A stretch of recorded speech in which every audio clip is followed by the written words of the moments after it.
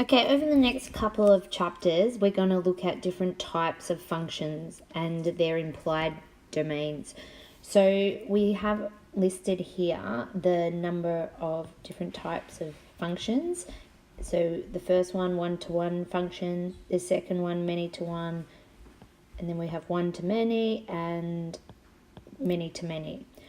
All right, so looking at the first one, a one-to-one function, it's when each x value maps onto a unique y value. So what that means, if you have a look at the example of a one-to-one function there, we've got y equals 2x. So that would look like, if I drew that graph, that would look something like this, y equals 2x.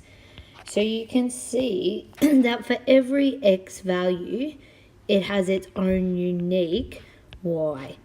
Okay, so no other y value, that doesn't go with any other x value but this x value. Okay, so that's a one-to-one. If you have a many-to-one, so the example there you can see here, we've got the example function for a many-to-one, is a quadratic. So if you have a look at this, so it says more than one x value maps onto the same y value. So what they mean by that, so if you have a look, this x value, it has this y value, but so does, say, this x value here also has. So more than one x value maps to the same y value. That's a many-to-one. Okay, now when we have a one-to-many, we could look at the square root of x graphs. So for example, that would look like, so when you have a positive square root, that looks like this, so that's positive square root. And when we have negative, it's this way, negative square root. Okay, so you can see that one x value has many y values. See that x value has two y values there, if the function is plus and minus square root of x.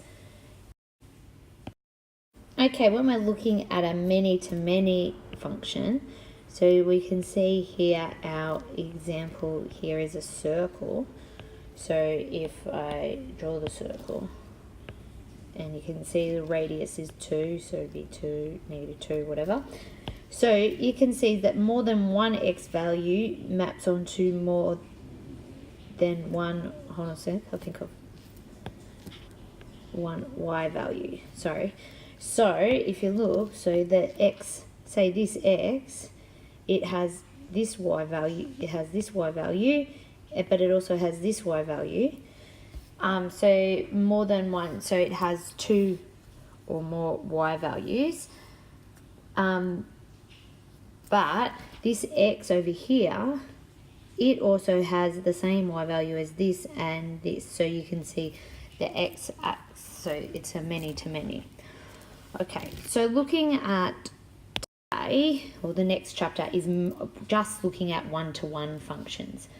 So a horizontal line can be drawn anywhere on the function, and if it only intersects once, it's a one-to-one function.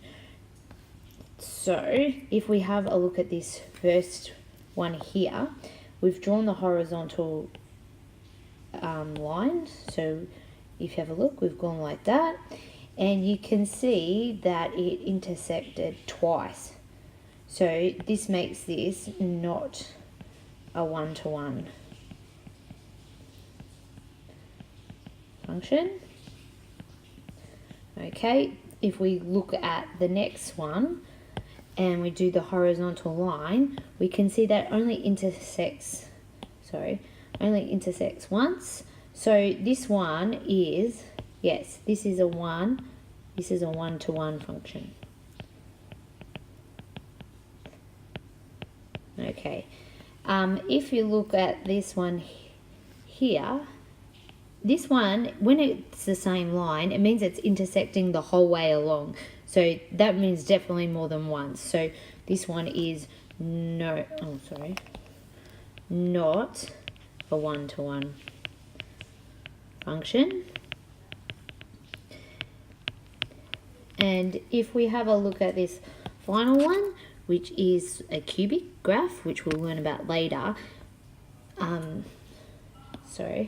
So if we do the line and we go across, we can see that it only intersects once. So this one is a one-to-one function. So how do we test for a one-to-one function? We do the horizontal line test. Okay.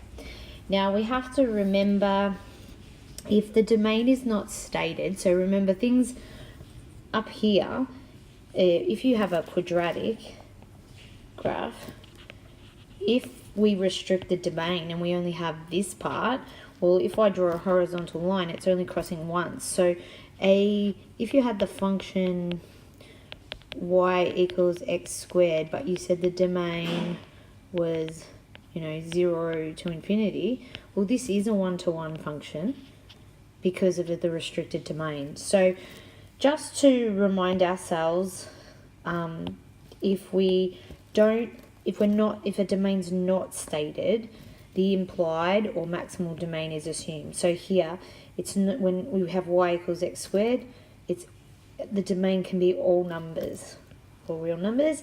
If we see the square root of x is implied, so we see that it would go 0 to infinity is the implied domain. So we learn all those graphs and we had already started talking about the implied domain.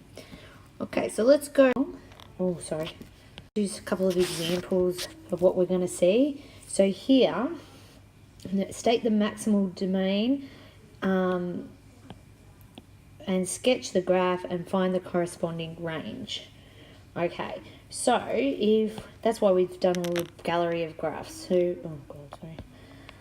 if we, so if we sketch this graph, and we go, so I'm being very rough now. So we know this, well, if we draw a basic, so y equals square root x, we know that that looks like that. So this has moved the x to the left by 5, so it's moving this end point over to 5, and we don't have any plus or minus here, so it hasn't moved up or down, and the 2 is just a dilation, so we don't really need to worry about that in this instant. So if we thought about that coordinate, it's 0 to 5 and it looks like that. So now we want to state so the implied domain for this would be that it's all the x values it can be. So if we have a look, it starts here at x is 5, and then it keeps going out that way. So we could have infinity, and we put the curve brackets. Okay, so if we're thinking about the range is what values y can be. So the smallest number y is here, which is 0, and it's including 0, and then it just keeps slowly getting bigger, so it is also infinity for that. Okay, so to get your full points, you should be using a ruler and have better shaped graphs than my one, but we're doing what we're doing. So I'll do this one better, the second one. Okay, so let's sketch the graph and have a think about it. Okay, if I think about a basic hyperbola graph, which is this one, we would see that going along here and along here like that.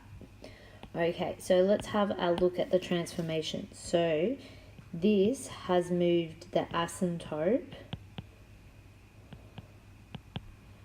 over to the right by 5. So we have x equals 5. And once again, the 2 is just a dilation. So it's not really going to affect our graph. So if I draw the graph, the new one,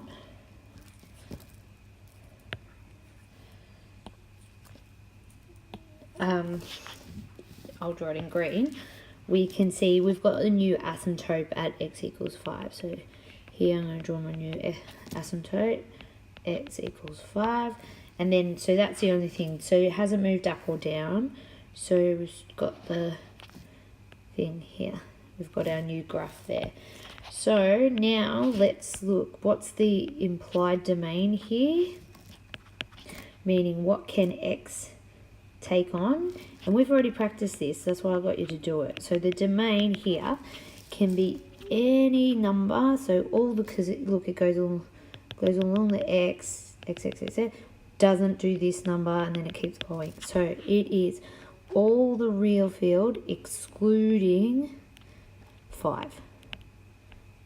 Okay, and let's have a look at the range. The range goes everywhere except for this number here, and everywhere. So it's asymptote, because its other asymptote is y equals 0. So the range for this one is all the real field excluding 0. Okay, so this chapter is going to be fairly easy for you because we've already been practicing domain and range in our chapter 4.